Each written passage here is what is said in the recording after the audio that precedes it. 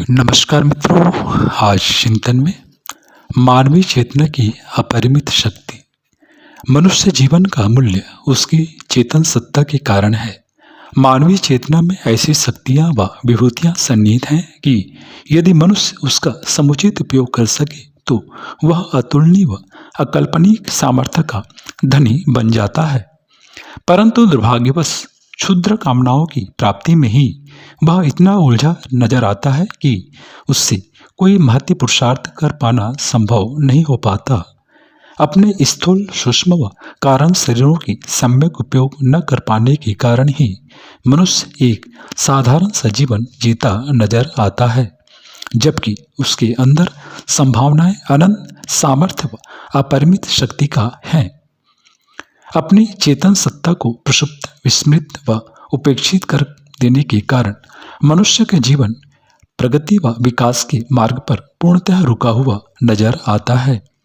यदि उसकी ऊर्जा, श्रम, समय व सामर्थ्य, मनोयोग मात्र जीवन निर्वाह के उद्देश्यों को पूरा करने में ही लगे रहें तो उससे कोई अति मानवीय कार्य कर पाना संभव नहीं हो सकता।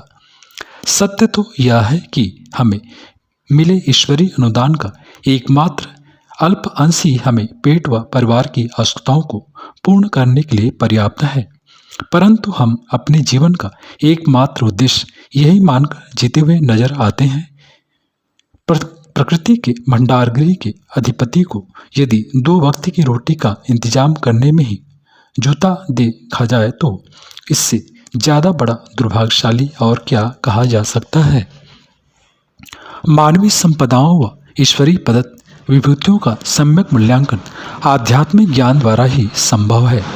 जब आत्मज्ञान होता है, आंखों पर छाया माया व व्यामोह का पर्दा हटता है, तभी स्वयं में निहित अतुलनीय सामर्थ्यों को पहचानने का सुयोग बन पाता है। इसके अभाव में मनुष्य भवबंधनों में पड़ा कहराता रहता है और माया के दुष्चक्र में फंसकर उन्हीं कार्यों को बार बार करता हुआ भिन्न परिणामों की मिथ्या आशा रखे जीवन गुजारता रहता है।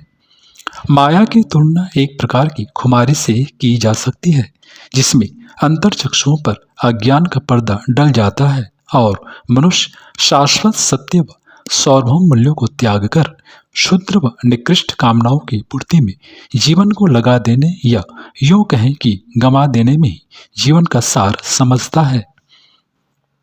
ईश्वरीय सत्ता का अंश होने पर भी मनुष्य इस माया के दुष्चक्र में कैसे फंसता है, इसके लिए महर्षि पतंजलि योग सूत्र में कहते हैं कि उसके मूल में चित्त की वृत्तियां जिम्मेदार कही जा सकती हैं, जो कि क्लेश की ओर भी ले जा सकती हैं और अक्लेश की ओर भी। अर्थात मन ही माया की जड़ है। यह चाहे तो बंधन का कारण बन सकता है और चाहे ये तो मुक्ति का द्वार बन सकता है। यदि मनुष्य वृत्तियों का अनुगामी, मन का दास बन जाता है तो जन्म जन्मांतरों तक यूं ही भटकता रहता है। अन्यथा मन से उपराम हो जाने पर चित्त निर्भर हो जाता है व मनुष्य आत्मज्ञान को उपलब्ध हो जाता है। इसी ओर इशारा करते हुए भगवान श्री कृष्ण गीता में कहते हैं, जल में चलने वाली नाव को वायु हर लेती है, वैसे ही विषयों के पीछे भागती इंद्रियों वाले मन ही बुद्धि हर जाती है।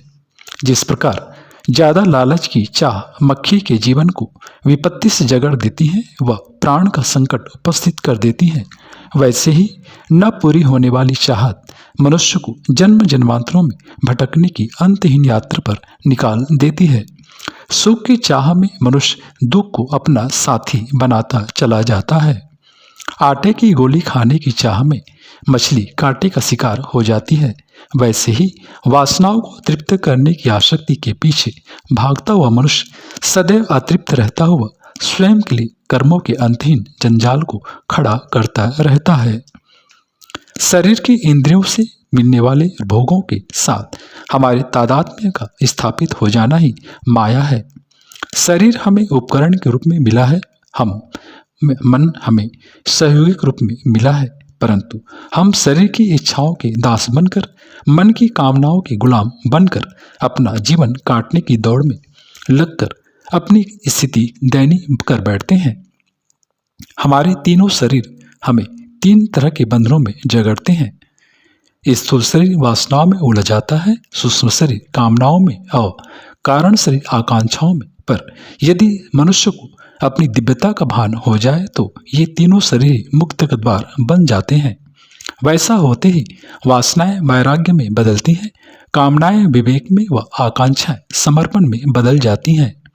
ऐसी स्थिति में मनुष्य आत्मज्ञान को प्राप्त होता है। इसी ओर इशारा करते हुए महर्षि पतंजलि कहते हैं, जिसकी समस्त वृत्तियां क्षीण हो चुकी हैं, ऐसे स्फटिक मणि की भांति निर्मल चित्त का जो ग्रहता ग्रहण तथा ग्राह्य में स्थित हो जाना और तदाकार हो जाना ही यही समाधि है।